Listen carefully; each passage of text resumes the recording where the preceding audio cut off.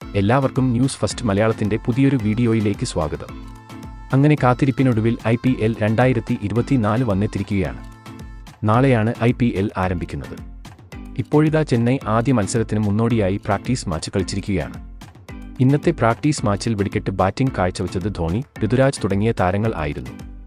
അപ്പോൾ ഇന്ന് നടന്ന ചെന്നൈ RCB പ്രാക്ടീസ് മാച്ചിനെക്കുറിച്ചാണ് നമ്മൾ ഇന്നത്തെ വീഡിയോയിൽ നോക്കാൻ പോകുന്നത്. ഇതുപോലത്തെ ക്രിക്കറ്റ് വാർത്തകൾക്കായി ഈ ചാനൽ മറക്കാതെ സബ്സ്ക്രൈബ് ചെയ്യുക. ഇത്തവണയും ചെന്നൈ രണ്ടും കൽപ്പിച്ചാണ് ഇറങ്ങാൻ പോകുന്നത്. മഹീന്ദ്ര സിംഗ് ധോണി തന്നെയാണ് ചെന്നൈയെ ഇത്തവണയും നയിക്കുന്നത്.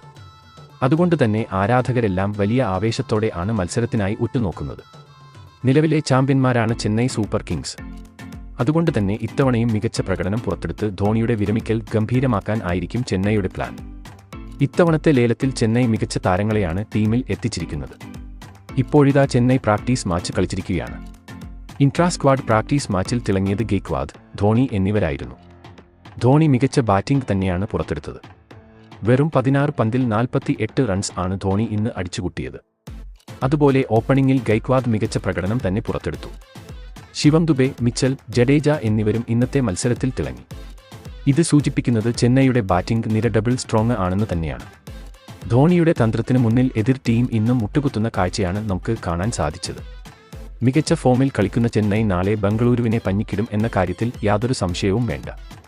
എന്നാൽ കോഹ്ലി, മാക്സ്വെൽ, ഡുപ്ലസി അടങ്ങുന്ന വമ്പൻ താരങ്ങൾ അവർക്കുണ്ട്.